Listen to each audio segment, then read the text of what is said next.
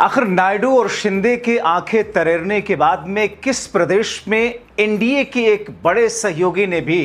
Warning दे दी है? क्या मौजूदा हालात में एक तरफ जहां पर टीएमसी के खात्मे की स्क्रिप्ट लिख चुकी दिल्ली, मगर उसके काउंटर में राहुल के इंडिया गठबंधन ने जो प्लान तैयार किया है उसका प्रभाव यह है कि शिंदे और राहुल की आंखें दिखाने के बाद में अब उत्तर प्रदेश से ऐसी खबरें आ रही हैं। स्वागत है आप सभी का। आप देख रहे हैं द राजनीति का विशेष सेगमेंट खबर और विश्लेषण। मैं हूं जबार खान। दोस्तों, मौजूदा वक्त में जहां पर आने वाले दिनों में 2027 के विधानसभा चुनाव को लेकर उत्तर प्रदेश में जो कुछ इस समय हो रहा, उसमें एक पेच बीजेपी अपने घर में खुद लड़ रही है, एक तरफ अपने सहयोगियों से, तो दूसरी तरफ बकौल अखिलेश दिल्ली वर्सेस लखनऊ की लड़ाई में इस बार यूपी में बीजेपी का बंटाधार तय है। मगर देश के स्तर पर केंद्रीय राजनीति में जो कुछ आपने देखा, खासतौर पर बंगाल के विधानसभा चुनाव के नतीजे आने के बाद से लेकर अब तक, और 10 जून को जो कुछ हलचल हुई, उसमें भारतीय जनता पार्टी की एक और सहयोगी पार्टी के मुखिया ने जो कदम उठाया है उसने बीजेपी को हिला दिया। अब दोस्तों, 2027 के बिसात उत्तर प्रदेश में बिछाने की न सिर्फ तैयारी बल्कि बिछ रही है। ऐसे में बीजेपी अपने सहयोगी पार्टियों से जिस तौर पर बीते दिनों से, चाहे वो ओम प्रकाश राजभर हो या फिर संजय निषाद,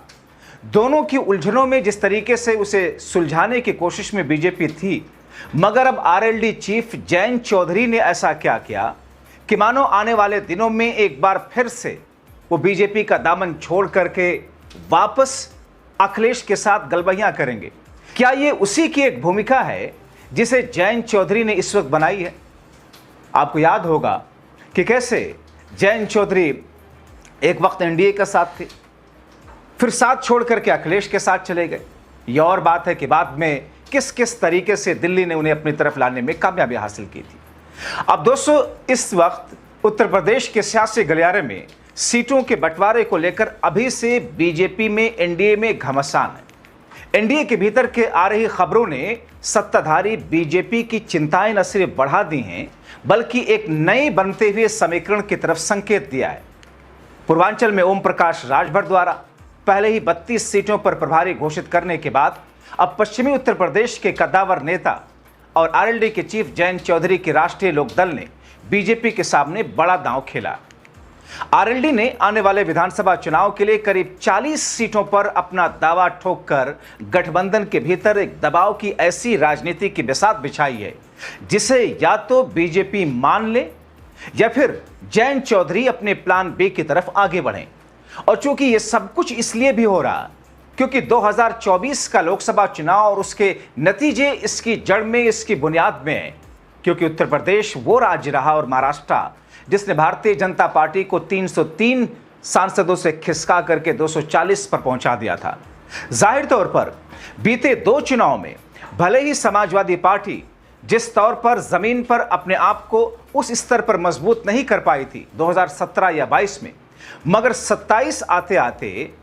जो समाजवादी पार्टी का समीकरण है और जो खुद एनडीए के बीच सिरफुटौल है, और ऐसे में दिल्ली वर्सेस लखनऊ की जो भी लड़ाई है, उन तमाम चीज़ों के बीच में ममता और इंडिया गठबंधन की, राहुल गांधी की नई प्लानिंग, इसमें अब आरएलडी चीफ जयंत चौधरी क्या कर रहे हैं? इंडिया गठबंधन की हलचल के बीच एनडीए के अंदर छिड़ी इस खींचतान ने राज्य की राजनीति को पूरी तरह गरमाया।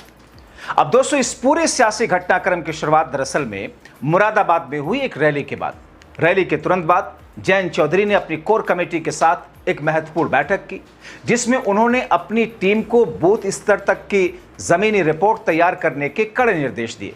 राजनीतिक गलियारों में चल रही अंदरूनी चर्चाओं की माने तो आरएलडी इस बार बीजेपी से 35 से 40 विधानसभा सीटों की डिमांड कर रही है। और यह आंकड़ा इसलिए भी चौंकाने वाला है क्योंकि पिछले चुनाव में आरएलडी ने समाजवादी पार्टी के साथ मिलकर महज 30 सीटों पर चुनाव लड़ा था। इस बार एनडीए का हिस्सा बनने के बाद पार्टी अपनी ताकत और हिस्सेदारी को दोगुना करने की मोड में है। आरएलडी ने यह साफ कर दिया है कि उनकी रणनीति बिल्कुल स्पष्ट है और उस बार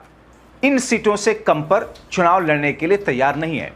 अब आरएलडी ने उन सीटों पर भी मजबूती से दावा ठोकने की तैयारी की है जहां पिछले चुनाव में उनके उम्मीदवार बहुत कम अंतर से हारे थे। इस बार पार्टी के पास अपनी पुरानी पारंपरिक सीटों के साथ कुछ नए क्षेत्र भी होंगे जहां वो अपनी जमीन मजबूत करना चाहते हैं। अब दोस्तों, पश्चिमी उत्तर प्रदेश की राजनीति हमेशा से बेहद जटिल रही है। बीजेपी यहां पारंपरिक रूप से सामाजिक समीकरणों और ध्रुवीकरण के सहारे बड़ी जीत दर्ज करती आई है। दूसरी तरफ अखिलेश यादव इस बार जाट, गुर्जर, सैनी और मुस्लिम समीकरण यानी कि पीडीए फॉर्मूले के जरिए बीजेपी के इस किले को ढाने की कोशिश में है और ऐसे में उनकी उस कोशिश में एक कामयाबी की उम्मीद आरएलडी की तरफ से, जयंत चौधरी की तरफ से उठाया गया कदम दिखता है। अब ऐसी स्थिति में एनडीए के लिए जाट वोटों को अपने पाले में बनाए रखने का जिम्मा जाहिर तौर पर जयंत चौधरी के कंधों पर ही है और जयंत चौधरी ही ये कदम उठा रहे हैं। हालांकि पिछले रिकॉर्ड को देखें तो बीजेपी के खिलाफ लड़ने के बावजूद जयंत चौधरी महज 40% जाट वोट ही अपने पक्ष में कर पाए थे, जबकि 60% जाट वोटर बीजेपी के साथ में रहे थे। दोस्तों, जहां एक तरफ आरएलडी चीफ ने 40 सीटों का दावा ठोकने का प्लान बना करके अभी से एक सुगबुगाहट पैदा कर दी, दूसरी तरफ निषाद पार्टी के मुखिया संजय निषाद ने योगी सरकार पर सीधे सीधे सवाल उठा करके प्रहार किया। जैसा कि आपने देखा, खास तौर पर योगी के एनकाउंटर के स्टाइल पर संजय निषाद ने कहा था कि अपराध चाहे कितना भी गंभीर क्यों ना हो, आरोपी को आत्मसमर्पण करने, अदालत में अपना बचाव करने का मौका मिलना ही चाहिए। न्याय देना न्यायपालिका का काम है, जबकि पुलिस की जिम्मेदारी कानून व्यवस्था को बनाए रखना और केवल आत्मरक्षा यानी कि सेल्फ डिफेंस कार्रवाई करना है। मगर पुलिस ऐसा नहीं कर रही, वो तो सीधे सीधे एनकाउंटर कर रही है। अब संजय निषाद की सरकार को चेतावनी कि सरकार की जो सख्त ठोक देने वाली छवि बनी हुई है वो हमेशा राजनीतिक फायदा नहीं दे सकती है और अगर ऐसी घटनाओं से जनता में संदेह पैदा होता है तो इसके गंभीर नतीजे भुगतने होंगे और इसके लिए जिम्मेदार खुद बीजेपी होगी। इतना ही नहीं, संजय निषाद ने 2024 के लोकसभा चुनाव में उत्तर प्रदेश के भीतर बीजेपी एनडीए की सीटें 60 से घटकर 36 होने का भी हवाला दिया। उन्होंने कहा कि सुशासन को लेकर जनता की धारणा ही चुनावी नतीजे को तय करती है। संजय निषाद ने एनकाउंटर के उबाल मार रहे मुद्दे के संबंध में मुख्यमंत्री योगी आदित्यनाथ को एक पत्र भी लिखा और व्यक्तिगत रूप से मुलाकात कर एनकाउंटर की निष्पक्ष और स्वतंत्र जांच कराने की पुरजोर मांग की। दोस्तों, देखा जाए तो उत्तर प्रदेश में योगी सरकार के कार्यकाल के दौरान औसतन हर दिन करीब 5 पुलिस एनकाउंटर दर्ज किए गए, जिसे सरकार अपनी सबसे बड़ी उपलब्धि के तौर पर पेश करती रही है। लेकिन गाजीपुर का यह मामला इसलिए बेहद संवेदनशील बन गया क्योंकि इस बार विरोध केवल विपक्ष की तरफ से नहीं बल्कि सरकार के भीतर मौजूद ऐसे कई सहयोगी दल की तरफ से आया, जिसका आधार सीधा उस समाज यानी कि पिछड़े, निषाद और बिंद समाज से जुड़ा है, जो एनडीए का बड़ा वोट बैंक माना जाता है। उधर 2027 विधानसभा चुनाव से पहले सुहेलदेव भारतीय समाज पार्टी के प्रमुख और योगी सरकार में मंत्री ओम प्रकाश राजभर ने बीजेपी और मुख्यमंत्री योगी आदित्यनाथ के खिलाफ दबाव की राजनीति बड़े स्तर पर शुरू कर दी। उन्होंने एनडीए से पूर्वांचल और अवध के करीब 32 से 60 सीटों पर दावेदारी पेश कर दी है। यह और बात है कि 60 सीटों का कद ओम प्रकाश राजभर का है भी कि नहीं, मगर अभी से ये दावेदारी ठोक करके दरअसल अपने उस दुराहे वाले रास्ते पर खुद को उन्होंने खड़ा कर लिया जिसका संकेत वो बीजेपी को देना चाहते हैं। अब आप देखें कि कुछ महीने पहले ओम प्रकाश राजभर ने ओबीसी के मुद्दे पर योगी सरकार के साथ बीजेपी और केंद्र को भी घेरा था, एक चिट्ठी से तहलका मचा दिया था। दरअसल ओबीसी आरक्षण में बंटवारा सुभाषपा का अहम मुद्दा रहा। पार्टी उनकी आरोप लगाती रही कि पिछड़े वर्ग की तमाम जातियां आरक्षण का लाभ पाने से वंचित हैं, लिहाजा उन्हें भी आरक्षण के लाभ दिलाने के लिए पिछड़ा वर्ग के आरक्षण में बंटवारा किया जाए। हालांकि आरोप है कि राजभर ऐसे समय में इस मसले को उठाते हैं जब चुनाव दहलीज पर होते हैं। ऐसे में इस चिट्ठी के तमाम निहितार्थ प्रदेश की सियासत में तलाशे जा रहे हैं। एक वर्ग का यह मानना है कि 2027 के चुनाव के पहले बीजेपी पर अपना दबाव बनाना चाहते हैं ओम प्रकाश राजभर, ताकि उन्हें चुनाव में सीट बंटवारे में फायदा मिले। कुछ राजनीतिक जानकार इसे बीजेपी को असहज करके दूसरे राजनीतिक अवसर तलाशने की राजनीति से जोड़ करके देख रहे हैं। अब दोस्तों, ये जो स्थितियां तीन तरफ से उत्पन्न हुई हैं, उसमें कहीं ना कहीं जयंत चौधरी मौके पर चौका लगाने की कोशिश में है और वही स्टाइल संजय निषाद की, वही स्टाइल ओम प्रकाश राजभर की। और ये सब कुछ, इन तमाम कोशिशों को उससे भी बल मिलता है अभी बीते दिनों जिस तरीके से आंध्र प्रदेश की राज्यसभा की सीटों पर भारतीय जनता पार्टी के एनडीए के सहयोगी दलों के बीच में बीजेपी को एक सीट ना देने का फैसला नायडू का, जिसका संदेश तमाम राज्यों में एनडीए के सहयोगी दलों को गया कि अगर बीजेपी के सामने ठोस और मजबूत प्लानिंग के साथ में उतरा जाए तो फिर बीजेपी बैकफुट पर जा सकती है, और जिसका रास्ता आंध्र प्रदेश में 18 जून को होने वाले राज्यसभा के चुनाव से जोड़कर नायडू ने एक रास्ता दिखाया। क्योंकि दोस्तों वहां पर जैसा कि मैंने अपने कई शो में बताया कि किस तरीके से राज्यसभा की 4 सीटों पर चुनाव होने हैं, 4 में से एक भी सीट भारतीय जनता पार्टी को नायडू ने नहीं दिया, जबकि उन्होंने अपने सहयोगी दल को दिया 1 सीट और 3 सीट खुद के पास रखी। और दूसरी तरफ महाराष्ट्र में जो स्थितियां हर दिन